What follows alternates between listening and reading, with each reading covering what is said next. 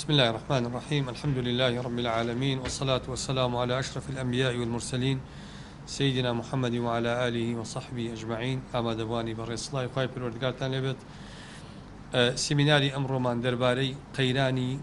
شناس للاي تاكي كرد. دیارە مۆزوعی شوناس یەکێکە لەو بابەتانەی کە بابەتێکی کۆنە، بەڵام هەمیشە یەکێکە لەو بابەتانەی کە نوێگەرایەتی بەخۆیەوە ئەبینێ و کۆن نابێ. پێناسەی ناسنامە یا پێناسەی شوناس لە لای زانایان چۆن پێناسەی ئەەکەن؟ ئەڵێن شوناس بریتیە لەوەی کە ئینسان واتای خودی خۆی بگەیەنێ، یاتە لە عەرەبیا پێوتە مطابقة الذات والتميز عن الغير، واتە ئینسان خودی خۆی چۆنە ئاوا بنوێنێ، ڕنگدانەوە و پێناسەی خۆی بێ لە ژیانە و جیاکەرەوە سیفاتە جیاکاریەکانی هەبێ لە غەیری خۆی. ئەمە پێناسەکەیەتی وەکو چۆن ئینسان کرۆمۆسۆماتێکی هەیە کە ئەم کرۆمۆسۆماتانە جیناتی ئینسانەکە هەڵەگرێ، ئەو سیفاتانی کە ئینسانەکە هەیەی ئەمە پێوترێ سیفاتی ذاتی، واتە تۆ ئەو مۆڕیتە جینیانەی کە هەڵی ئەگری لە باو باپیرانتەوە دوایی وا دەرەچی کە هەیە لە مۆڕیتە جینیەکانە، کەواتە هەویەی ئینسان، واتە شوناسی ئینسان، ناسنامەی ئینسان بریتیە لە خودی ئینسانەکە خۆی بەو سیفاتانی کە جای ئەکاتەوە لە غەیری خۆی. گرنگی ئەم بابەتە بەڕێزان لە چیەوە سەرچاوە ئەگرێ؟ گرنگی بابەتەکە لەوە سەرچاوە ئەگرێ کە ئێمە چوەکو تاک، چوەکو خێزان، چوەکو کۆمەڵ، چوەکو مرۆڤ، هەموو ئەمانە کۆمەڵێک سیفات ئەبەخشێ بە ئینسان. ئێستا ئێمە وەکو تاک کۆمەڵێک سیفاتمان هەیە، پەیوەندی هەیە بە ذاتی خۆمانەوە، کۆمەڵێک خولیامان هەیە بۆ خۆمان دەریان ئەبڕین، کۆمەڵی سیفاتمان هەیە پەیوەندی هەیە بە خێزانەکەمانەوە، کۆمەڵی سیفاتمان هەیە پەیوەندی هەیە بە کۆمەلگاکەمانەوە، کۆمەڵی سیفاتمان هەیە پەیوەندی بە هەیە بۆەوە کە ئێمە وەکو مرۆڤ وێنا ئەکرین لە ژیانە. بۆیە زانایانی کۆمەڵ نازەڵێن، ئەڵێن هەر ئومەتێک، هەر میلەتێک، هەر نەتەوەیەک ئەگەر هاتوو ناسنامەی خۆی لەدەستدا، ئەو نەتەوەیە ئەبێ بە پاشکۆی نەتەوەکانی تر، چ لە ئاستی تاکە چ لە ئاستی خێزان و کۆمەلگایە. واتە هەر تاکێک ئەگەر ناسنامەی خۆی لەدەستدا، واتە قەنەعەتی بە خودی خۆی نەبوو، واتە خاوەنی خۆی نەبوو، ئەو تاکە ئەبێ بە هەڵگری سیفاتی غەیری خۆی بەبێ ئەوەی بەخۆی بزانێ، ئەبێ بە پاشکۆ بۆ خەڵکانی تر، هەر ئومەتێک، هەر میلەتێک، هەر نەتەوەیەک سیفاتە ذاتیەکانی خۆی لەدەستدا، ئەو کات ئەبێ بە پاشکۆ بۆ خەڵکانێکی تر. ناسنامەیەکێک لە سیفەتەکانی بەڕێزان ئەوەیە کە ئەمە پێی ئەوترێ حاڵەتێک کە یەک شت دروستی ناکات. چۆن؟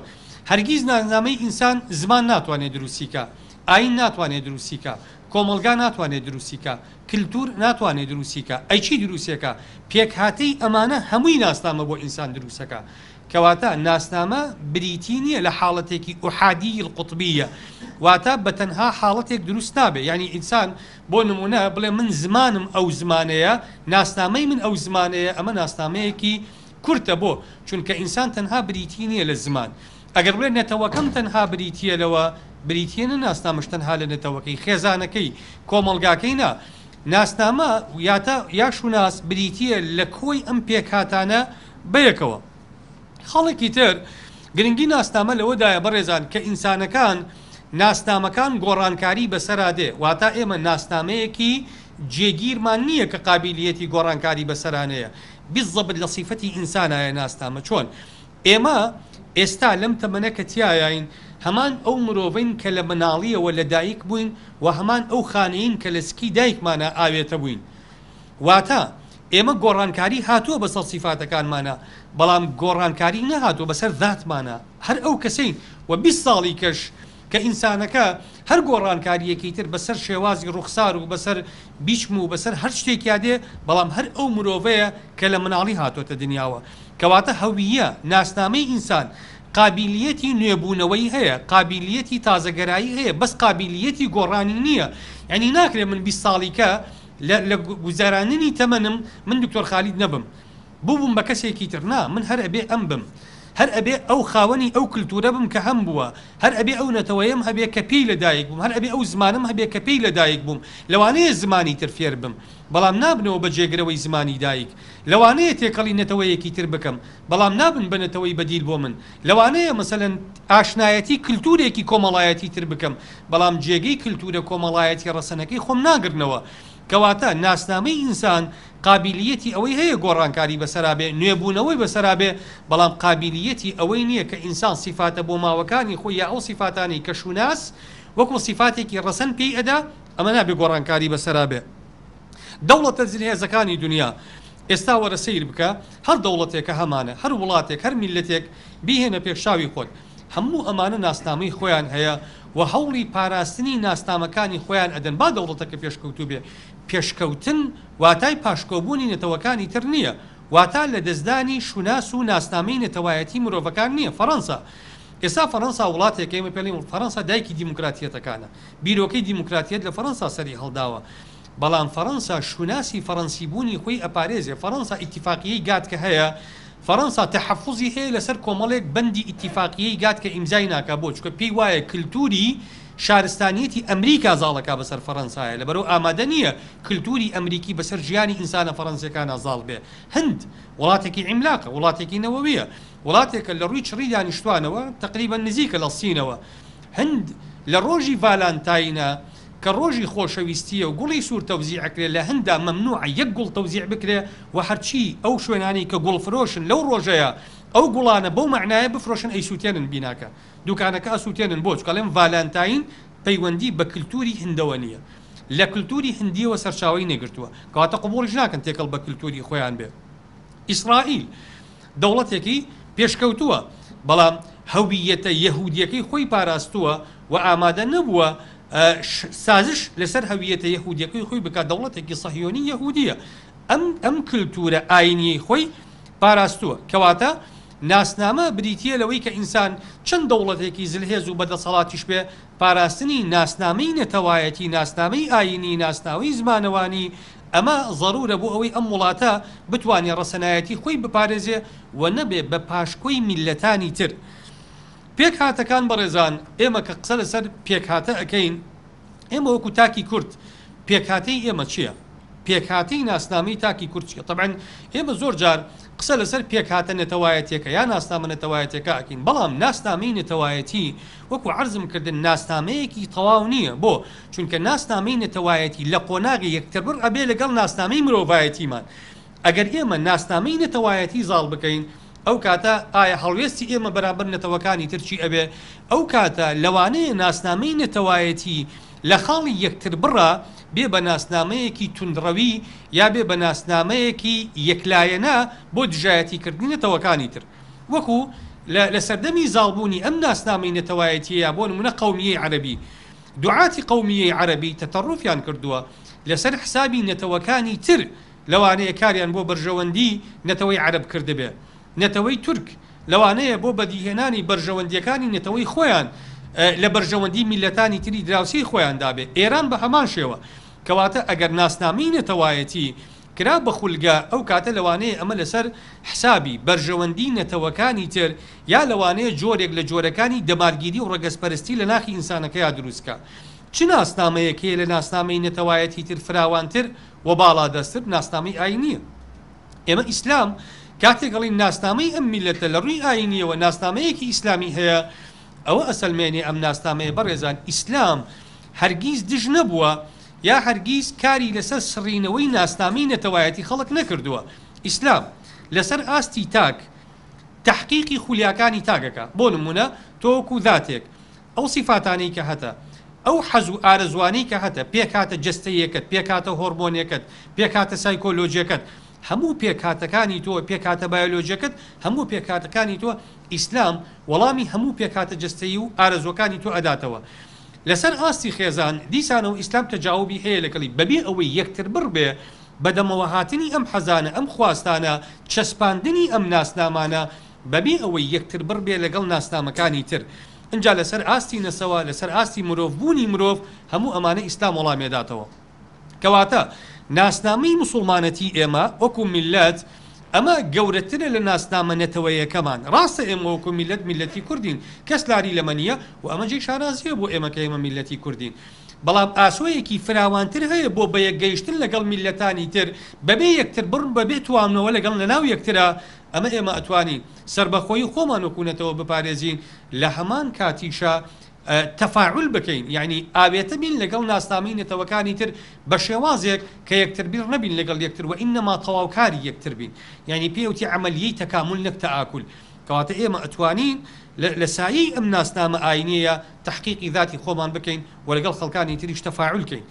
ناسنامەی ئیسلامەتی بەڕێزان کە ئێمە قسەی لەسەرەکەین کۆمەڵێک صفاتی هەیە کە عیدا بە ئینسان واتە ئێمە وەکو مسلمان وەکو تاکێکی مسلمان کە کوردین و مسلمانیشین چەند صفات هەیە بۆ ئەوەی کە ئێمە ئەم ناسنامەی خۆمان بپارێزین یەکەم صفە کە ناسنامەیەتی ئیسلامی ئەیپارێزێ بەڕێزان ئەوەیە ئەم ناسنامەیە هەویەی تەرابوتە واتە هەویەی بە یەکگەیشتن پتەوکردنی شیرازی بە یەکگەیشتن و هەویەی برایەتیە بۆ نمونە خوای پەروەردگار کە باسەکا لە قورئانە ئەفەرمێ ئینەما المؤمنون ئیخوە ئیمانداران برای یەکترن کەواتە ئێمە کە ناسنامەی ئیمانداری هەڵئەگرین هەستەکەین بەوەی هەموو ئەو کەسانی لەم ناسنامەیە بەم مەعنا فراوانە لەگەڵمانان هەمویان بە برایی خۆمان نەزانین ئەگەر نەتەوەکانیشمان جیاواز بێ یا خوای پەروەردگار ئەفەرمێ فأصبحتم بنعمته إخوانا يا أفرمي ملة أبيكم إبراهيم هو سماكم المسلمين من قبل كواتا أمنا استاميك كإنسان إيمان دار لسنو ناستام كاني ترى وشانازي بيواكا خالي كتير برزان أم ناستامي تميزة يعني چي ناستامي تميز يعني إيما خالي جاكرا ومان هي لنا وملتاني ترى لنا وأمتاني ترى بويا لسعي أم خالوية كخواي پروردگار لقرآن زور تأكيد لسر أواكاته بو نمونا لكل أمة جعلنا منسكا هم ناسكوه يا فرمي لكل جعلنا منكم شرعة ومنهاجا يا فرمي لكم دينكم ولي دين كواتا أم ناسنامي آينو ناسنامي مسلمان بوني خلق أما ناسنامي كجوريك لسر بخوي بمروفكان دا كأم ناسنامي جاين أكاته ولا خلقي تر هل لسر أم خالية كإسلام ڕێگەی نەداوە بە ئینسانی ئیماندار کە تەشەبوه بکا بە قەومەکانی تر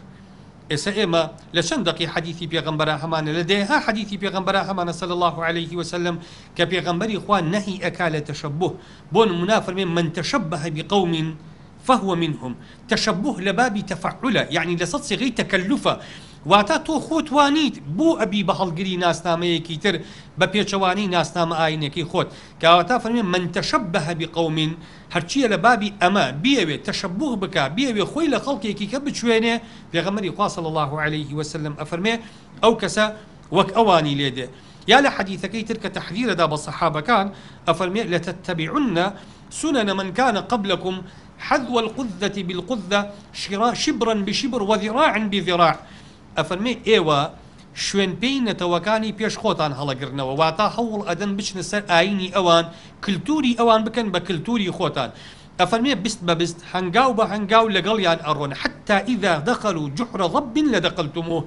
أفرمي حتى أقرب بشن بكوني مارميلكيكا بزن مجيكا بشوين أنا أرون أجننابي صحابة كان قلت يعني يا رسول الله اليهود والنصارى قلت يعني أمتاني بيش خومان ما بس كلتوري قاورو جولك كان بيغمر إخوة صلى الله عليه وسلم فرمي ومن غيرهم فرمي غيري أوان شو أمتي كيتر هي حول بدن هالقري ناس تا مكانيان بن كواتا بيغمر إخوة صلى الله عليه وسلم خوش داري أدابوي كصحابة كاني متأثر نبن بو كلتوريك أمتاني تر هيان بو طبعا أقل أو برسيارة بكين بوشي دين ريغان هذا إنسان كلتوري أو نتوا أو آين زايني تر بكار بينيتوا بوشي أقل أم برسيارة دروس به خالي يكام لبروي أم ليك ترشونا أم هالقرتني صفاتنا برزان لظاهرة ميلي باطن دروس أكا يعني أجر بوشي علماء كاتي خوي فرميانا درستني إنسان صليب بكاتا ملي قلت له أنا هركسك صليب بكاتا ملي بي كافر أبي بو چونك كردنا ملي صليب تشبهها إما الصليب لديني إما يعني صليب تكذيب قرآنك چونك معتقدي صليب واتا باوربون بويك عيسى لخاج داوة لكاتك أخواي بالوردقار فرميه وما قتلوه وما صلبوه ولكن شبه لهم كواتا إيمان داري كصليبك كاتمل صليبكي زمان حالي صليبكي أويك قرآن دروعك مسيحي كان راسك عيسى صلب كراوة وعيسى بو بفداء بو كركاني إخوة والعياذ بالله لبرد دروسني أما علماء فرمي أنا أو كسيك كلاوي جولك كان قلن سوي يهود أما رمزيكي آينين أمانيك من عرستانك بيكا تسري كابلا بي كافر أبي بو چونك أما رمزيكي تايبة بآيني جولك وجولك كان خوان دروسني إنسان بيكا تسري لبرد علماء فرمون أجر إنسان تشبهي كرد بوان لفعل ظاهرة ئەو کاتە لەوانەیە لە باڵتینیشە مەیلی قەلبی بۆ دروست بێ بۆیان. خاڵێکی تر ئەڵێن ئینسان کاتێک تەشەبوه ئەکا بۆ نمونە من بۆچی ئەمەوێت چاو لە تۆ بکەم، من وەکو مسلمانێک بۆچی هەوڵەدەم چاو لە کابرایەکی مەسیحی بکەم لە کللتورە ئاینەکەیە یا لە کللتورە کۆمەڵناسیەکەیە بۆ ئەڵێ لەبەرەوەی دائیمەن ئەم ڕنگدانەوەی لەسەر کەسایەتی ئینسانەکە ڕنگدانەوەی ناخی ئینسانەکەی واتە ئینسانەکە لە ناخیە حەز بە لە چاو لێکردنی ئەمانەکە و خۆشی ئەوێن بۆیە وەک ئەوان ئەکا چونکە من ئەگەر ڕقم لە کەسێک بێ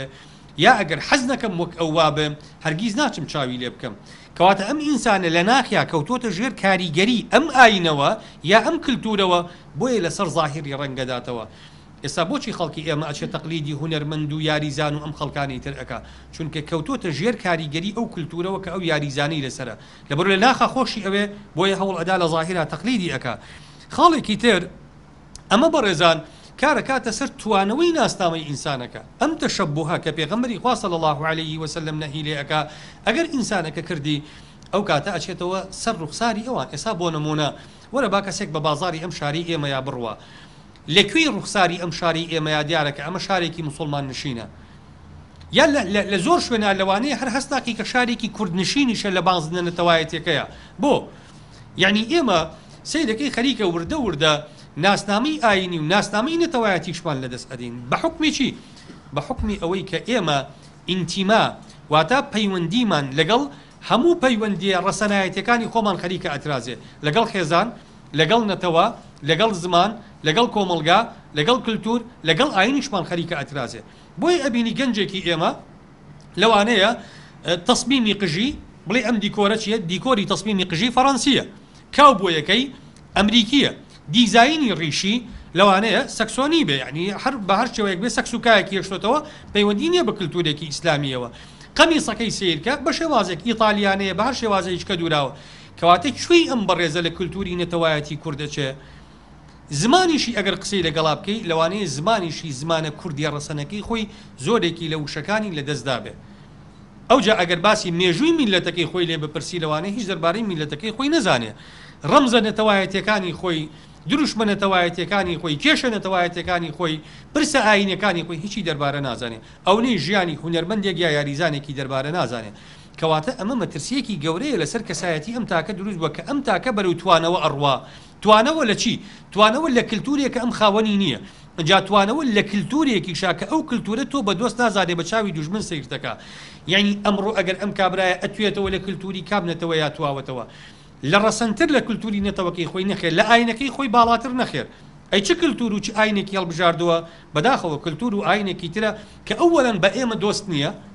ناحەزە وەثانیان کار بۆ توانەوەی کللتوری ئێماکە لە کللتوری خۆیان کەواتە بە چاوێکی دوژمنکارانە سیرەکە بۆیە پێغەمبەری خوا صلی الله عليه وسلم ئەگەر ملاحەزەکەن لە زۆر کاتە هەمیشە تەحزیری سەحابەکانی داوە حتا لە شەعائیری عیباداتە حتا لە ئاکارە لە مثلا شتە تایبەتیە کەسێکانە بۆ نمونە پێغەمبەری خوا صلی الله عليه وسلم فەرمیەتی خالیف المشتکین فەرمیەتی مخالفەی بێباوەڕەکان بکەن چی بکەن؟ ئەعفوا اللحا وحفوا الشوارب ڕیش بهێڵنەوە بەرسمێڵتان بکەن مخالفەی ئەوان بکەن بۆی لەوان نەچن فرميتي صلوا في نعالكم بو فإن اليهود لا يصلون في نعالهم ولا في خفافهم فرميتي بقوربي حتى عندك جار ببيلاوة دروستا نيوج بكي بو چونکە مشتێکە کان جوولەکە و نەساراکان بە پێڵاوە نوێژ ناکەن فەرمیێتی ئێوە بیکەن بۆی مخالفەی ئەوان بکەن اینجا فەرمیێتی پێغەمبەری خوا صلی الله عليه وسلم کاتێک کە دروشمی بانگ دانراوە بۆ ئیسلام پێغەمبەری خوا فەرمیێتی چۆن خەڵک بانگ بکەین بۆ نوێژ هەندێک گوتویانە با ناقوسی نەسارەکان ناقوسیان هەیە جەڕسیان هەیە لێی ئەدەن هەندێک گوتویانە مەجووس ئاگریان هەیە یەهود دازانم بووقیان هەیە پێغەمبەری خوا صلی الله عليه وسلم هیچ کام لەوانەی قبوڵ نەکردووە بانگیان هەڵبژاردووە بۆ چونکە بانگ بە پێچەوانی ئەو ئاینانەی ترەوەیە لەبەروی ئێمە لەم خاڵەیە نەچینەوە سەر ئەوان بۆیە پێغەمبەری خوا صلی الله عليه وسلم جارێکیان نوێژەکە حتا نەخۆشە بێ کە نوێژەکە بەدانیشتانەوە نوێژەکە کە ئاو ڕەداتەوە بزانێت ئەوان چۆن نوێژەکەن سەیرەکە سەحابەکان بە پێوە وەستاون پێغەمبەری خوا صلی الله عليه وسلم ئیشارەتی کرد فەرمی دانیشن بەدانیشتانەوە نوێژ بکەن دوایی کە نوێژەکە تەواو بوو ئاوری دایەوە پێغەمبەری خوا صلی الله عليه وسلم فەرمی ئین کدتم ئانفا لتفعلون فعل فارس مع ملوكهم فەرمی ئەزانی پێشتر خەریب و کلتوری فارسەکان دووبارەکەنەوە لەگەڵ مەلیکەکانیانە فەرمیان ئەی پێغەمبەری خوا کلتوری فارسەکان چییە فەرمی بە پێوە ئەوەستن گەورەکانیان دانیشتون یعنی ئێوە ئەگەر بە پێوە بوەستانایە لە دوای منەوە بۆ نوێژەکە مندا بنیشتمایە ئەمە لە کللتوری فارسەکانە چوچکەوان بە پێوە ئەوەستن مەلیکەکانیان دائنیشە پێغەمبەری خوا صلی الله عليه وسلم فەرمی جارێکی کەشتی وا دووبارە نەکەنەوە فەرمی ئیتەموا بئیمەتیکم فەرمی سەیری ئیمامەتکانتان بکەن فرمي إن صلى الإمام قاعدا فصلوا قعودا وإن صلى قائما فصلوا قياما فرمي أجر إمام بدانشنا ونيوجي كن هم تندابنيشن لدواي هو بدانشنا ونيوج بكن أجر إمام ببي ونيوجي كن هم تان ببي ونيوج بكن كواتا أجر إمامك لبدايتي نيوجا نيتواني دانيشت دو حلمان هي بيم إمام نيوجنكا يا أبي هموم مكان أجر بشتوان ببي وبوستن هموم مكان بدانشنا ونيوج بكن ئەگەر ئیمام بە پێوە نوێژی کرد تۆ بە پێوە نوێژەکەی ئەگەر لە ناو نوێژەکەیە عەرەضێک دروست بوو دابنیشێ کێشەی نییە تۆ هەر بە پێوە نوێژی خۆت بکە چونکە بیدایەت ئیمام بە قیام بە پێوە نوێژی کردووە دواتر کە لە نیوەی نوێژەکەیە ئازارێکی بۆ دروستە بێ ناتوانێ هەڵسێتەوە تۆ هەڵەسیتەوە بەڵام کار لەسەر بیدایەتەکەی ئەکرێ ئەگەر بیدایەت بە دانیشتانەوە بوو ئەبێ بە دانیشتانەوە نوێژ بکرێ کەواتە ئەمە ها پێغەمبەری خوا لەم شتە بچووکەیە کە حاڵەتێکی ئیستیسنائیە لەبەر نەخۆشیەکەی خۆی بە دانیشتانەوە کردوێتی قبوڵ ناکە سەحابەکان بە پێوە نوێژ بکەن بۆ چونکە تەنها لەو خاڵەیە لە یەکەچن ئەم پێغەمبەرە ئیمامە دانیشتووە ئەوان لە دواوە وەستاون فەرمی نابێت لەمەیە ئێمە لە فارس بچین وەکو کاری فارسەکان مەکەن با ئەو کلتورە دووبارە نبێتەوە لە ناو موسڵمانەکانە لەبەرەوە ئەمە خاڵێکی گرنگە کە ئینسانی ئیماندار ئاگای لێ بێ خاڵێکی تر بەڕێزان ناسنامەی ئیسلامی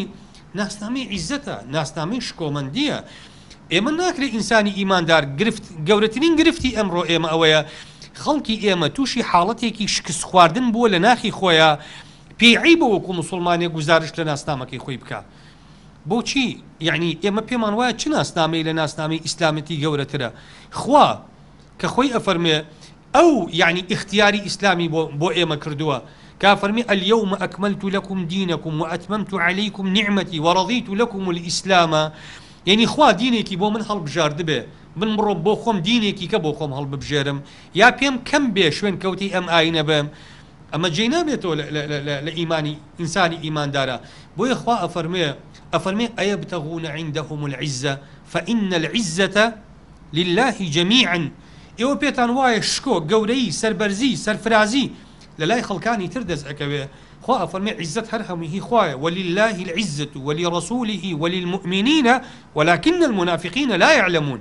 أو كساني كبيان وايا عزة للاي غير ديني خوادس أكوي أو كسانا خلقان يكن منافق خلقان يكن دورون خلقان يكن نزان تول دينك خوت يناقي بويا بيد وايا عزة لا خلقي تردز أكوي إما بوچين شوين كوتي كلتوري خلقي ترين برزان لبر ئێمە شەرمەکەین وەکو موسڵمان خۆمان بنوێنین ئەگەر ئێمە شەرم ناکەین معنای چی ئافرەتێکی بەڕێز کە خوا دایناوە باڵاپۆش بێ ئێوێ لە کێ بچێ کە نایەوێ باڵاپۆش بێ خوا ئێوێ لە عەبدە موسڵمانەکان بچی ئەو دینەی کە پێی داوی وێنای ئەو دینە بکەی ئەو ئاینە بکەی تۆ کە ئەتەوێ کلتوری نەتەوەیەکی تر هەڵبگری لە جلو بەرگەکەتە ئەتەوێ لە کێی کە بچی پێت وایە ئەو نەتەوەیە ئەم دیزاینە لە دیزاینە ئیسلامیەکەی تۆ عیزەتی زیاترە گەنجێک کە ئێوێ ڕواڵەتی موسڵمانانە نەبێ هەڵسوکەوتی مسلمانانە نەبێ ئەتەوی لە کێ بچی کێ هەیە چه عیزەتێک چشکۆیەک هەیە لە غەیری دینەکەی خوای پەروەردگار کەواتە ئەمە مەترسیەکی گەورەیە بۆیە ئیمامی عومەر نامەی ئەنارد بۆ ئەسحابەکانی کە لە مەنتیقەی فارس بوون ئەی فەرموو ئیاکم وەزەی و ئەهلی الشرک ئەی فەرموو ئاگاتان لەوەی بێ لە جلوبەرگ و پۆشاکان نەچنە سەر پۆشاکی ئەوان پۆشاکی ئەوان نەپۆشن پۆشاکە موسڵمانێتەکەی خۆتان بپۆشن لبرو خواهي پروردگار فرمي ومن أحسن قولا ممن دعا إلى الله وعمل صالحا وقال إنني من المسلمين كي لما باشترا كي لما بريسترا كي لما لا يخوا بالاترا كواتا أما ما يجوري إيمن وقال إنني من المسلمين فها فرمي لما كسيك باشتر نية وي إيما أقر شوين كوتي أم كلتورانا بين أو كاتا بداخوة تيا أچين خالي كيتر بريزان یەکێک لە تایبەتمەندیەکانی تری هەویەی ئیسلامی ناسنامەی ئیسلامی ئەوەیە ناسنامەی ئیسلامی ناسنامەیەکی گشتگیر و بەرفراوانە چۆن زۆرێک لە ناسنامەکانی ئێمە بۆ وتمان ئێمە شانازی ئەکەین بە ناسنامەی نەتەوایەتی خۆمان کە کوردین بەڵام ئێمە وەکو عەرزم کردن خاڵی یەکتر بڕ لە مەسەلەی ناسنامەی نەتەوایەتیە دروست ئەبێ بەڵام ناسنامەی ئیسلامەتی کە تایە طبعا ئیسلام خۆ دش بە کوردبوون و دش بە نەتەوەییبوونی ئێمە نییە خوای گەورە فەرمێ وەکەذالک جعلناکم شعوبا وقبائل لتعارفوا خوا اعتراف بشعوبية وقبلية إما أكا خوا خوي وشتويتي نتوي كبي بي أو تري كرد خوا إما بخلاف مشيئتي خوا دروس نبوين كواتا إما ككردين ئیسلام ناوێ کوردبوونی ئێمە بتوێنێتەوە لە ناو نەتەوەکانی ترا هەر بۆیە ئەو میلەتانی لە سایی دەسەڵاتی ئیسلامیا ژیاون هیچ ملەتێک و هیچ کەمایەتێکی ئاینیش نەتواوەتەوە لە ناو کولتورە ئیسلامیەکەیە جوولەکەکان لە سایی دەسەڵاتی ئیسلامیا نەتواونەتەوە کە لێرە ژیاون کە لە یەمەن ژیاون مەسیحیەکان نەتواونەتەوە ئاینزاکانی تر کاکەیەکان نەتواونەتەوە یەزیدیەکان نەتواونەتەوە بۆ چونکە ئیسلام چەتر بووە و لەژێر چەتر ئیسلامە هەموو ئەمانە جیان بووتەوە بەڵام لەژێر سایی دەسەڵاتی شیوعیەکان لە رووسیا دەیەها نەتەوە وجودی نەماوە بۆ چونکە ئەمە حیزبێکی شمولیە هەر کەسێک کە ئەبێ بە تابعی ئەم حیزبە ئەیتوێنێتەوە لە ناو خۆیان ڕێگە نادا بەوەی کە خەڵک تحقیقی ذاتی خۆی یا تحقیقی کلتورە کۆمەڵایەتی و نەتەوایەتەکەی خۆی بکە بەڵام ئیسلام وانە ئیسلام ڕێگە ئەدا پێغەمبەری خوا صلی الله عليه وسلم کە هاتە مەدینە وەثیقەی مەدینەی نووسیەوە یەکێک لە بەندەکانی وەثیقەی مەدینە ئەوە بوو لليهود دينهم وللمؤمنين دينهم یەهود دینی خۆیان هەیە با ئیسلام باڵا دەست پێ لەم دەوڵەتەیشا بەڵام ئیسلام ناسنامەی ئاینی یەهود ناتوێنێتەوە لە خۆیان لليهود دینهم ئەمە اعترافێکی سیاسی اعترافێکە لە گەورەترین دەسەڵاتی ئەم دەوڵەتە کە پێغەمبەرە ئەفەرمێ لليهود دینهم یەهود دینی خۆیان سەر بەخۆیە کەواتە ئیسلام فەرز نابێ بەسەر ئەوانە وللمؤمنين دینهم مسلمانانیش دینی خۆیان هەیە کەواتە ئەم هەویەیەکە هەموو ناسنامەکانی ئینسان کۆ ئەکاتەوە بۆیە خوای پەروەردگارە فەرمێ قل إن صلاتي ونسكي ومحياي ومماتي لله رب العالمين گشتگیرە بۆ هەموو ئەم خاڵانەی کە ئینسان ئەیکا یا ئەفەرمێ صبغة الله ومن أحسن من الله صبغة ئەفەرمێ ئەم ئاینە کە ئیسلامە صبغەی خوایە ئیمامی قورطوبی لە تەفسیرەکەیە ئەفەرمێ چۆن ئینسان ئەگەر شتێک بێنی بۆیاخی بکەی ئێستا ئەگەر ئەم مێزە بێنی ڕەنگی قاوەیە ئەگەر بۆیاخمان کرد ڕەنگی ڕەش ئەدا ئەو کاتە ڕەنگی ڕەش لە سەرتاپای مێزەکە ئەچۆڕێ کافەرمێ صبغة الله ئەفەرمێ ئەبێ ڕەنگی ئاینداری ڕەنگی مسلمانەتی لە سەرتاپای ئەم ئینسانە بچۆڕێ لە جلوبەرگیا لە هەڵسوکەوتیا لە قسەکانیا لە شێوازی بیرکردنەوەیە کەواتە ئێمە کە ئاڵین ئیسلام بێ بە ناسنامەی خەڵک مەفروزە ئیسلام وەکو بۆیاخ چۆن شتەیەکە بۆیاخەکەی ئیتر ڕەنگە ئەسڵەکەی خۆی ون ئەکا مەفروزە ئەم کابرایە ئیسلام بێ بە حاڵەتێکتیایە کە ڕنگدانەوەی هەبێ لەسەر هەموو شتەکانی ئەمڕۆ کێشەی ئێمە تووشی حاڵەتێکی شیزۆفرینی ئاینی بووین ئینفیسامی شخصیەی دینیمان بۆ دروستبووە بۆ ئێمە لە ناخاب خۆمان بە مسلمانە زانین بەڵام ڕنگدانەوەی ئیسلام لەسەر هیچ کام لە ئاکار و کللتوری ئێمە نییە وجودی نییە بەجل و بەرگمانە دیار نین کە مسلمانی ئەگەر کەسێک بێنی بەم بیچم بۆنی تو دیزاینەوە پێی بڵێ ئەم جل و بەرگە هیچ ئاینزایەکە کەس ناتوانێت بڵێ ئەمە هی مسلمانە بیبێنە ئەم بازارە بڕۆرە ئەو بازارە کەسێک بێنە بڵێ ئەم بازارە لە بازاری کوێ ئەچێ لە بازاری وڵاتێکی مسلمانە چێ لەویا دیسکۆیە و نایت کڵەپی تایە و عارق فرۆشی تایە و مناڵی دە 12 ساڵ بیری بەدەستەوەی ئەیگێڕێ و ئافرەت هیچ جل و بەرگێک ئیسلامی نییە و ئەم کۆمەلگایە لە کۆمەلگایەکی ئیسلامی ناچێ وەکو عەرزم کرد حتا لە کۆمەلگایەکی کوردیش ناچێ زۆر بەدەگمەن کللتوری نەتەوایەتیش وجودی ماوە لە ناو تاکی کووردا کەواتە ئەمە پێویستە بەوەیە پرسیاری لەسەر بکرێ خاڵێکی تر بەڕێزان هەویەی ئیسلامی هەویەی مطابقەیە یعنی چی یعنی ئینسان تەطابق ئەکا وەکو عەرزم کردن ئێمە چۆن کڕۆمۆسۆماتەکانی کە هەمانە ئەو سیفاتانی کە وەرمارگنتور لە پێست و لە ڕنگ و لە قژ و لە باڵا و لە هەموو ئەمانی کە هەمانە هەڵقوڵاوی کڕۆمۆسۆماتەکانن ئەوان ئەم سیفاتانەیان داوە بە ئینسان جیناتەکان ئەم سیفاتانەیان داوە بە ئینسان مەفروزە ئینسان لە ناسنامە ئاینەکەی شاوا بێ ڕنگدانەوەی ئاین مطابقی ذاتی خۆی بێ تحقیقی ذاتی خۆی بکە خاڵێکی تر بەڕێزان ئەم هەویەی ثەباتە واتە هەویەیەکی جێگیرە بۆ پێغەمبەری خوا صلی الله عليه وسلم لە حەدیثێک جارێکان ئامۆژگاری سەحابەکانی ئەکرد ئەی فەرموو لا تكونوا ئیمەعە ئەی فەرموو ئیمەعە مەبن سەحابەکان گوتیان وما الئیمەعەة یا رسول الله ئیمەعە چی ئەی پێغەمبەری خوا فەرمی إذا أحسن الناس تحسنوا وإذا أساء الناس تسيئوا فەرمی ئینسانی ئیمەعە ئینسانی دەڵەمەیە ئەگەر خەڵک باشی کرد باشەکە خراپی کرد خراپەکە وتیان ئەی پێغەمبەری خوا ئێمە چی بکەین قال وطنوا أنفسكم فەرمی ثەباتتان هەبێت جێگیر بن لەسەر ئاینەکەی خۆتان إذا أحسن الناس فأحسنوا ئەگەر خەڵک باشی کرد باش بکەن وإذا أساء الناس فلا تسيئوا ئەگەر خەڵک خراپی کرد شوێن خراپەی خەڵک نەکەون نەبن بە کەسێک کە هەرچی لە خەڵکی تر ئەیبینێ وەکو تووتی یا وەکو مەیمون لاسایی ئەکاتەوە بەبێ ئەوەی عەقڵی کارا بکە کە ئایا ئەم لاساییکردنەوە بۆ کارێکی باشە یا بۆ کارێکی خراپ. تەوەرێکی تر لە تەوەرەکانی باسەکەمان بەڕێزان ئەوەیە کە هەویەی ئیسلامی هەویەی مطابقەیە، هەویەی مطابقە عەفوو هەویەی مطابقەم باس کرد. یەکێک لە تەوەرەکانی تر ئەوەیە بەڕێزان ئێمە هەویەی ئیسلامیمان دائیمان یعنی چۆن ئەڵێ لەژێر مەترسیایە. ئێمە بۆ ئەکەوینە ژێر کاریگەڕی گۆڕانی ناسنامەی خۆمان چونکە ئێمە هەستەکەین خەڵکێکی تر هەیە ئێوێ ئەم ناسنامەیە بگۆڕێ. بابین قورئان بکەینەوە بزانین قورئان دەربارەی ناسنامەی ئیسلامەتی و ناسنامەی ئاینی ئێمە ئەڵێکی خوای پەروەردگار لە قورئانە لە چەندین ئاەتە ئاماژە ئەکا بەوەی کە خەڵکانێک هەن دش بەم ناسنامە ئاینیەی ئێمن و هەوڵی گۆڕینی ئەم ناسنامەیە ئەدەن. بۆ نمونە خوای پەروەردگار لە قورئانە ئەفەرمێ ود كثير من أهل الكتاب لو يردونكم من بعد إيمانكم كفارا حسدا من عند أنفسهم. زورك لواني كآيني تريان هي هولي شيء أدن لناخيانا بوخوش حالا هولي أو أدن لو يردونكم من بعد إيمانكم كفارا يعني هلطان بقيرنا والذين خوتان كافرتان كانوا جاري كتر لآية كتر أخوي پروردگار فرميتشي أفرمي ولا يزالون يقاتلونكم حتى يردوكم عن دينكم إن استطاعوا كواتا أوانا بردوام. أما آياتي يكم آماجة بواكا ود كواتا أما لناخيانا أم حزها آياتي ديوم آماجة بشي أكا آماجة بواكا كأما تنها لقوناقي حزيكي ناوناخا نامين يتوا وإنما أوانا حال الأدن بزبري تشك ثقافو كلتوري إخوان فرز كان بسر نتوكاني تراو بسر مسلمانانا. الآية كترا فرمي ولن ترضى عنك اليهود ولا النصارى حتى تتبع ملتهم كوات أوان ليت رازي نابن أبي شوين آينكي أوان بكوي أو جاء أوان ليت رازي أبن يا أفرمي ودوا لو تكفرون كما كفروا فتكونون سواء. أمانة آياتي قرآن نصوصي قطعين كوات أخوانم آياتانيا بيمان الله ناس نامي مسلمان بوني إيما وكو ملات هميشه لجر هرشو لجر مترسياي للاين كي للاين آينكاني تروا كهول أدن أم ناس نامي بتوين النوا سموي الهنتنتون لصراع الحضارات عليه عليه لا يزال بردوام بوماوي 1300 صالة حضارتي غربي لصراع لقل حضارتي إسلامي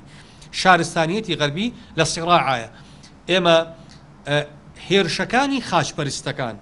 صليبي كان چەند حمليان كردوة سل عالمي إسلامي بما بستي أوي كناس نامي إسلامتي أمن توانا لناو برن لبين برن حملاتي صليبي لاي جنابتان معروفة هشت تانو حملي صليبي مبرمج كأوروبا لجرسائي كنيسية نوع حملة كراوة سل عالمي إسلامي بما بستي سرينوي ناس نامي أم ملتانا ككراوة وأم ملتانا أو كاتا مسلمان بون دواتر کە ئەوروپا گەشتۆتە قەناعات بەوەی کە سڕینەوەی ناسنامەی ئیسلامی لە ڕێگەی چەکەوە مەحاڵە ئەوجا ئەوروپا چی بەکارهێناوە ئەوجا ئەوروپا سیاسەتێکی تری بەکارهێناوە کە ئەم جارە لە ڕێگەی غەزوی ثەقافیەوە واتە غەزوی ڕۆشنبیریەوە ناسنامەی ئێمە بسڕێتەوە چونکە زانیویانە بە چەک دەرەقەتی عالەمی ئیسلامی نەهاتوون دواتر هەوڵیانداوە لە ڕێگەی حاڵەتی ڕۆشنگەرایەتیەوە لەڵە حاڵەتی ڕۆشنگەرایەتیەوە ئەوروپیەکان لە چ قۆلاغێکەوە دەستیان پێکردووە لە حملاتی ئیستیشراقەوە دەستیان پێکردووە ڕۆژ هەڵات ناسەکان کۆمەڵێک مفەکیر و فەیلسوف و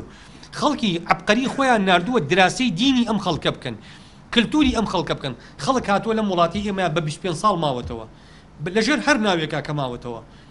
بەڵام کەس نەیزانیوە کە ئەمە کابرایەکی مەسیحیە دراسی حاڵەتی ئاینی و حاڵەتی نەتەوایەتی و حاڵەتی کۆمەڵایەتی ئەم ئومەتە و ئەم نەتەوەی ئەکا دواتر ئەمە گەڕاوەتەوە ئەم دراسانە ئیشیان لەسەر کردووە بە سەدەها مستەشریقیان ناردووە دوای حملاتی ئیستیشراق حملاتی ئیستیغراب دەستی پێکردو ئەو جا چیان کردووە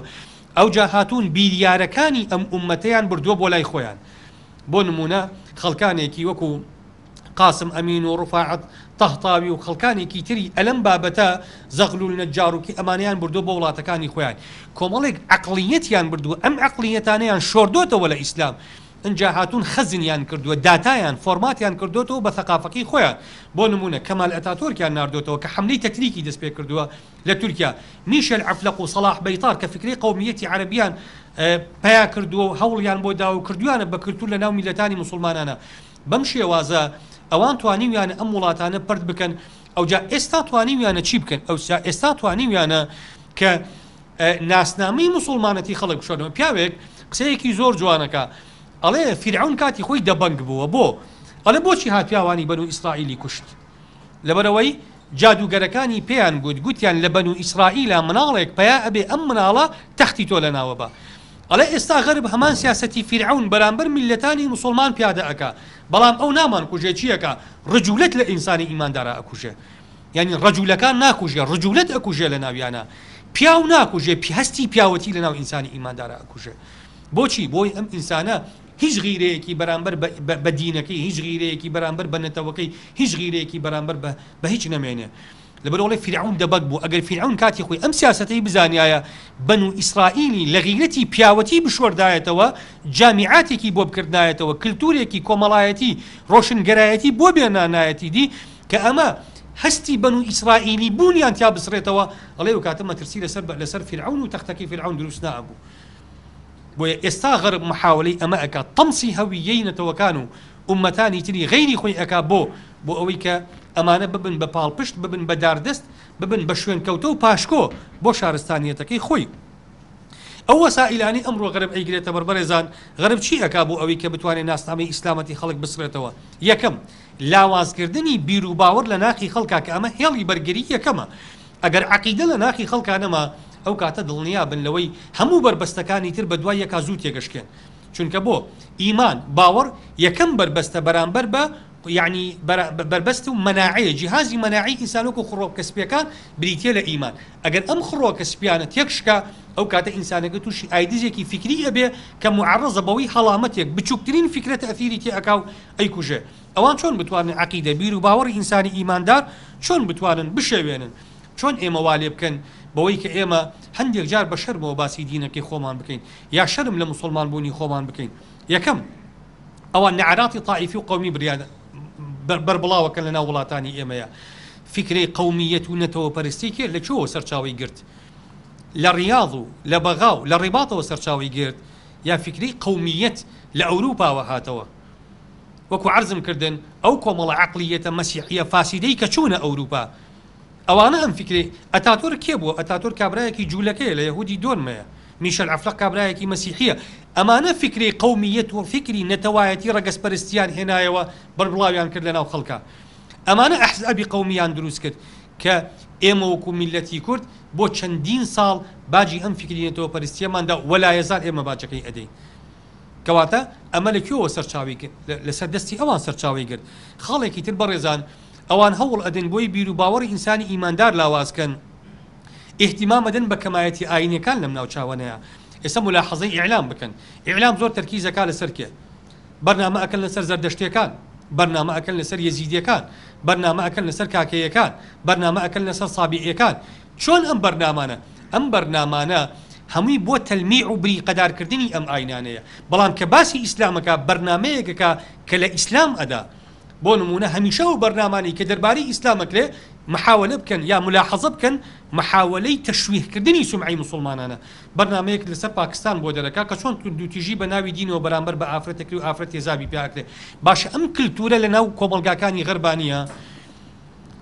من وەزیری کاروباری کۆمەڵایەتی مامۆستا محەممەد جارێکیان بە خزمەتی گەیشتم وتی کاک دکتۆر من چوومەتە سوید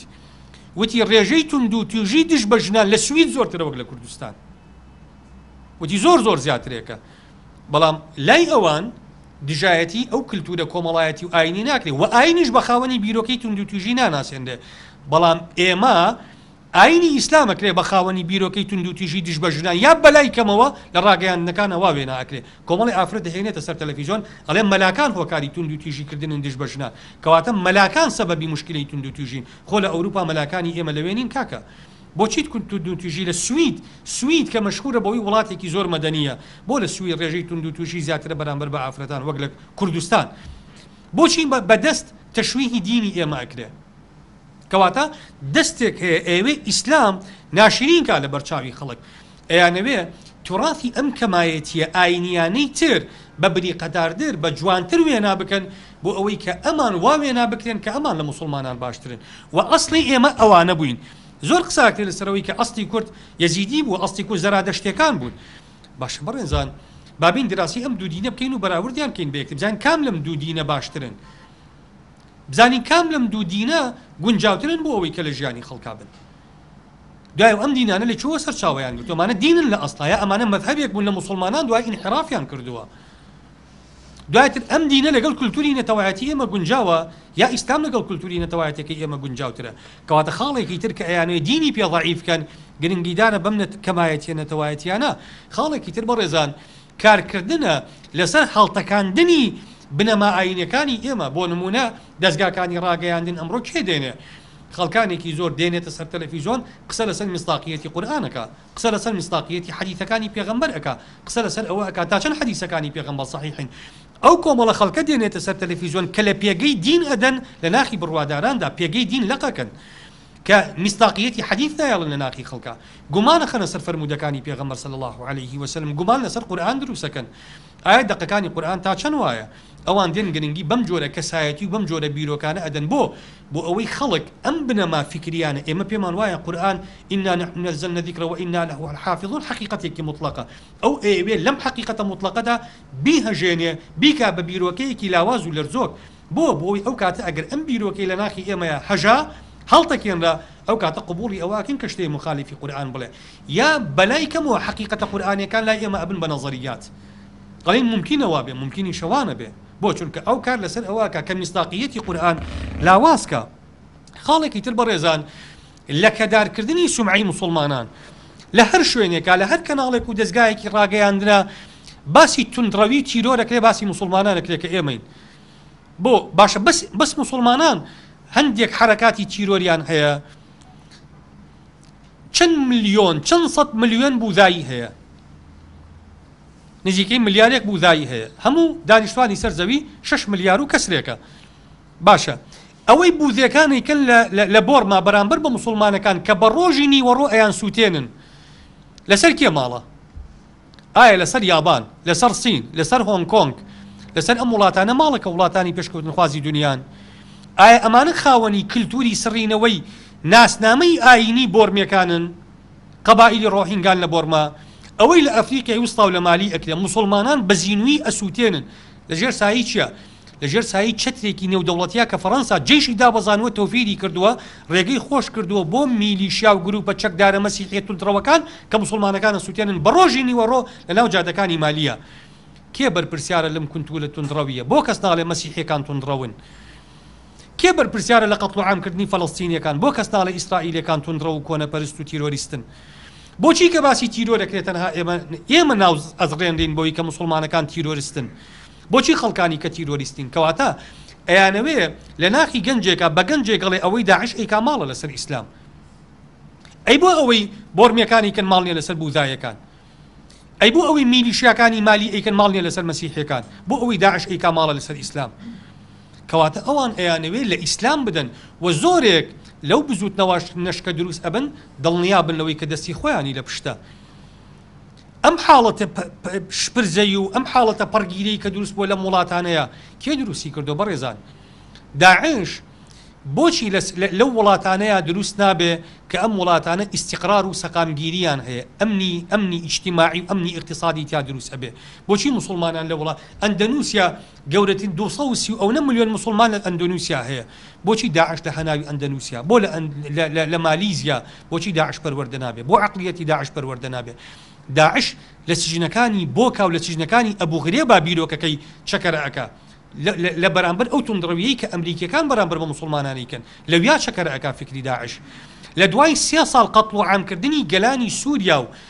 تەقاندنەوەی بەرمیلی متەفەجر بەسەریانە و ئیبادەکردنیان لە دوای ئەمە عەقلیەتی داعش چەکەرەکە و دروست ئەبێ کەواتە ئیسلام خاوەنی ئەم بیرۆکەیە نییە و هەرگیز ئەم بیرۆکەیەش لە هەناوی ئیسلام و سەرچاوەی نەگرتووە بەڵام ئەوان ئەیانەوێ ئەم بیرۆکەیە بلکێنن بە ئیسلامەوە بۆ ئەوی بوون تۆ شەرم بکەین لە مسلمان بوونی خۆمان بڵین ئەگەر ئەوەی داعشێکە ئەوە ئیسلام بێ ئێمە بێبەرین لە ئیسلام لە کاتێکە ئێمە دڵنیاین ئەوەی داعش ئەیکا پەیوەندی بە ئیسلامەوە نییە ئەوان بۆ خۆیان دەزانن پەیوەندی بەکێوە هەیە بەڵام ئەیانەوێ بە زۆر داعش بکەن بە بەشێک لە کللتورێکی ئیسلامی خاڵێکی تر بەڕێزان کارکردن لەسەر سڕینەوەی پیرۆزیەکان لە ناخی ئێمە ئیماندارە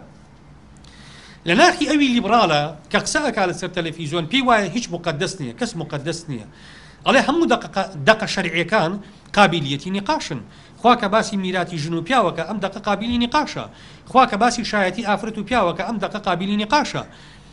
کەواتە ئەو ئەڵێ هیچ شتێک پیرۆزنێ لە فکری لیبرالیەتە ئەوێ پیرۆزی دابڕنێ لە هەموو شتەکان بەڵام کە باسی سەرکردەکەی ئەو پیرۆزە مقدسە نابێت کەس باسیکە تەنانەت بۆ نییە باسی پۆستەکەیشی بکەیت بۆ چونکە ئەوە قودسیەتی هەیە ئەی خوا نەخوا ذاتێکە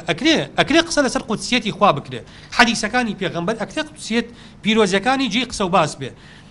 سەحابەی پێغەمبەر ئەکرێ جێی قسە و باس بێ پیرۆزیەکان کەواتە ئەم فکرە دێ هەوڵ ئەدا هەموو پیرۆزیەک لە ناخی گەنجی مسلمانە دابڕێ بۆ ئەوەی کە ئێمە هەستکن هیچ شتێک پیرۆز نییە لە کاتێکا وانە ئەو بەس بە ئێمە وا ئەڵێ کە پیرۆزی نییە ئەگنا بۆ کللتورە کۆمەڵایەتی و ئاینەکەی خۆی با کەسێک جورئەتکە مەسەلەن بڕوا لە وڵاتێکی وەکو وڵاتەکەی ئەوانە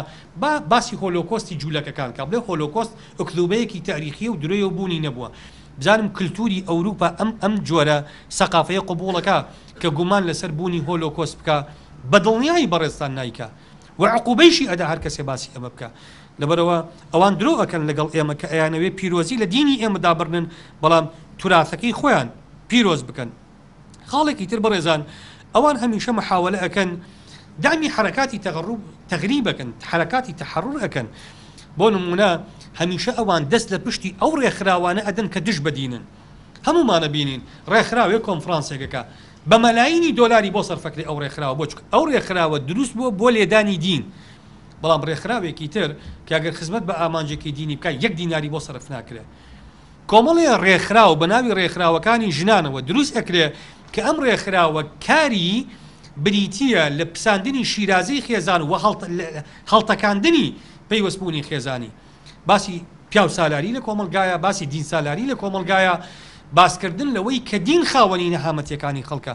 ئەم منەظەماتانە پارەیەکی زۆریان بۆ خەرجەکرێت چونکە ئەمانە کۆمەڵێک ئەجنیدای وڵاتانی دەرەوە لە وڵاتی ئێمە یا تەطبیقەکەن بە مەبەستی لاوازکردنی پێگەی دین لە دڵی خەڵکە لەبەرەوە ئەمە جوزئێکی ترە هەموو ئەمانە دوای لە نەتیجا چی دروستەکەن بەڕێزان خاڵی بەرگری ئەمە کە سەنگەری بیر و باوەڕ و عەقیدەیە ئەمە تێگەشکێنێ کە ئەمەی تێگشکان ئەو کاتە جیهازی مەناعی ئینسانی ئیماندار تێگەشکێ قبوڵی جیهازی خەڵکی ترەکە قبوڵی کللتوری خەڵکی ترەکە یەکێکی کە لەو سیاسەتانەی کە ئەیکەن ژەهراویکردنی سەرچاوەکانی معریفیە لە لای ئیمانداران ئەوان زۆر هەوڵ ئەدەن بەوەی ئێمە سەرچاوی معریفەمان چییە دەقائینەکان سەرچاوی معریفی و ڕۆشنگەرایین بۆ ئێمە ئەوان هەواڵ ئەدەن ئەمە تەسمیمکەن بەچی تەسمیمی ئەکا بەوە تەسمیمی ئەکا جارێکان لەسەر ئەوەکە کە دین دژی زانستە لە کاتێکە ئێمە بە درێژایی مێژووی زانست ئێمە دان بەوە دادەنین کە ئێمە خاوەنی پێشکەوتنە زانستیەکەی ئەوروپانین ئەوروپا خۆیان خاوەنی ئەم پێشکەوتنن کەواتە ئەو پێشکەوتنە لە شارستانیەتێکی دوور لە شارستانیەتی ئیسلامیا دروست بووە بەڵام ئەوەی جێگەی سەربەرجێ بۆ ئێمە وەکو مسلمان تا ئێستا یەک دەق لە دینەکەی ئێمەیان نییە دش بە و پێشکەوتنە بێ یا ڕێگر بێ لەو پێشکەوتنە بە پێچەوانی ئاینی مەسیحیەت و جوولەکە کە زۆر دش بۆ پێشکەوتنە بوون کە چەندین زانایان سووتانەوە کە باسی بۆ پێشکەوتنیان کردووە هەتا ئێستەیشی لەگەڵا بێ هەر حقیقەتێکی علمی من قسە لەسەر نظریاتی علمی ناکەم چونکە نظریاتی علمی قابلیەتی هەڵەبوونی هەیە لە هەزار نظریه علمیە ئەگەر ئەگەری یەک هەبێ کە هەڵەبێ کە خۆیان ئەڵێن ئەگەری یەک هەیە کە هەڵەبێ کەواتە لە 1 ملیۆن نظریه علمیە هەزار نظریه علمی قابلی ئەوەی هەیە کە هەڵەبێ ئێمە باسی حقائقی علمی ئەکەین یەک حقیقەتی علمی نییە تا ئێستا دش بە قورئان وەستا بێتەوە بەعەکسەوە چەند دین چەند ئیسلام خەڵک هەڵ ئەنێ بۆ ئەوەی کە عیلم وەربگرن بۆ ئیسلام خەڵک هەڵەنێ بۆ ئەوەی کە عیلم وەربگرن چونکە نەتیجەکە عکسیە چونکە هەموو عیلمەکان خەڵک هەڵ ئەنێن بۆ ئەوەی کە مسلمان بن کەواتە نەتیجەیەکی عکسی هەیە چەند دین بەرگری لە زانستەکە ئەو نەزانست پێگەی دین قایم ئەکا دەبەرەوە ئیسلام قەت لەگەڵ ئەوە نەبووە کە دژی دین بێ بەڵام ئەو دێ ئەمە وێنا ناکە ئەڵێ ئیسلام لەبەرەوەی کۆمەلگا مسلمانەکان دواکەوتنێکیان پێوە دیارە کەواتە ئیسلام خاوەنی ئەو دواکەوتنێنە ئێمەدان بەوە دادەنین کە وەکو مسلمان دواکەوتوین بەڵام دواکەوتنی ئێمە پەیوەندی نییە بە دواکەوتنی دینەوە یا ئیسلام ڕێگەی لێ نەگرتوین ئەوانی کە بە ناوی لیبرالیەت و بە ناوی مۆدێرینیزمە و بە ناوی پێشکەوتنەوە قسە ئەکەن باشە ئەوە ئێمە وەکو مسلمان دواکەوتین جەنابتان کە بوون بە غەربی فەرموو ئێوە پێشکەون بەعکسەوە ئەوان لە قیممەی دواکەوتنان کەواتە ئەوە ئێستا هەموو خوێندکارە یەکەمەکان لەسەر ئاستی هەرێم کێن خوێندکارە باڵاپۆشەکانن کێن ئەوانی کە ئەکادیمی و کێن ئەوانی کە باحیثن زۆربیان متدەینەکانن زۆربیان ئەوانن کە دیندارن کەواتە دین قەرگیز ڕێگەی نەگرتووە لە پێشکەوتنی خەڵک بەڵام ئێمە خۆمان نەمان کردووە خاڵێکی تر بەڕێزان تێکدانی مەناهیجی تعلیم ئێستا وەرە سەیر بکە بزانە لە پرۆگرامی خوێندنە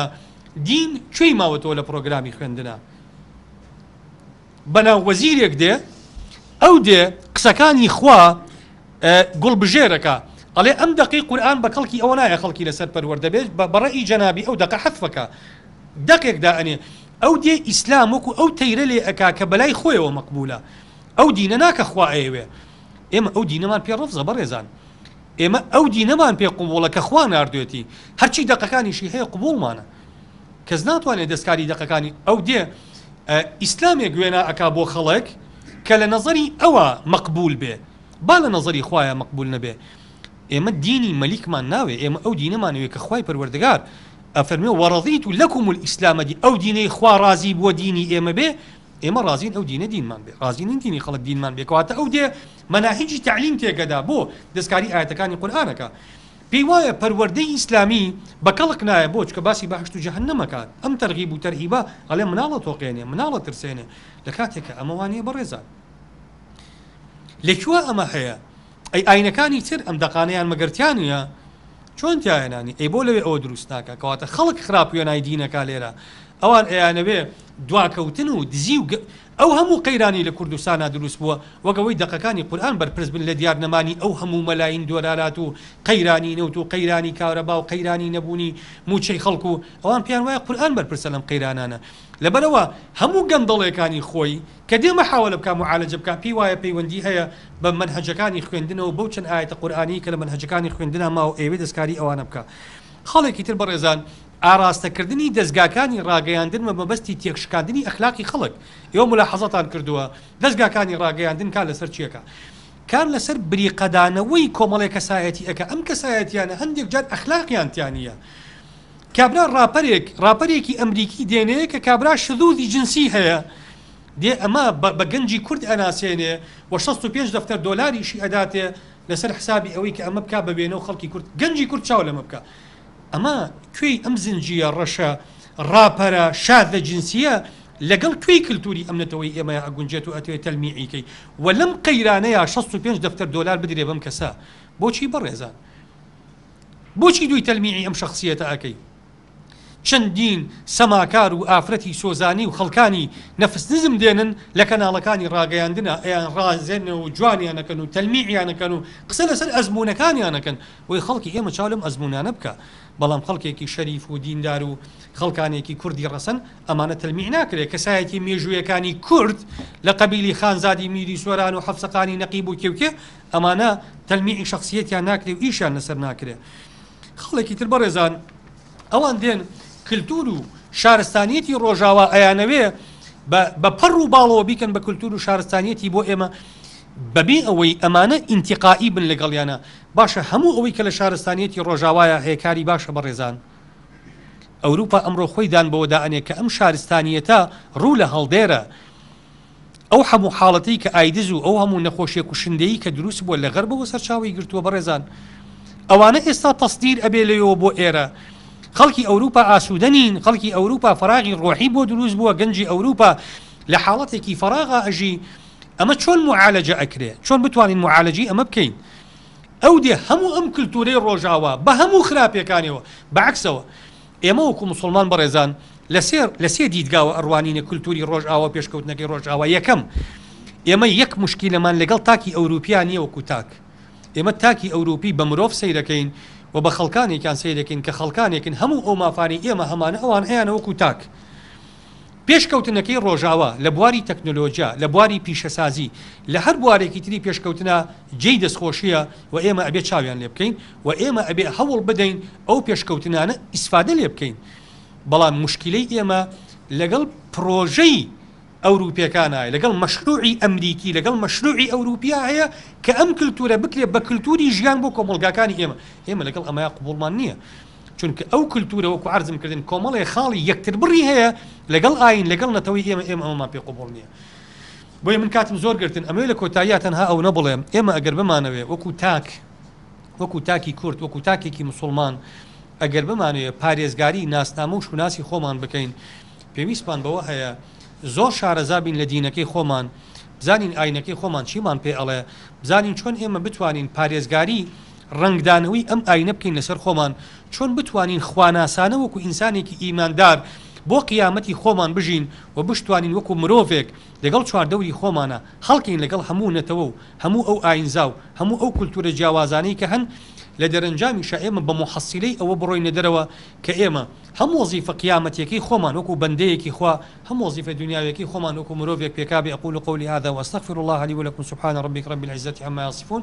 وسلام على المرسلين والحمد لله رب العالمين.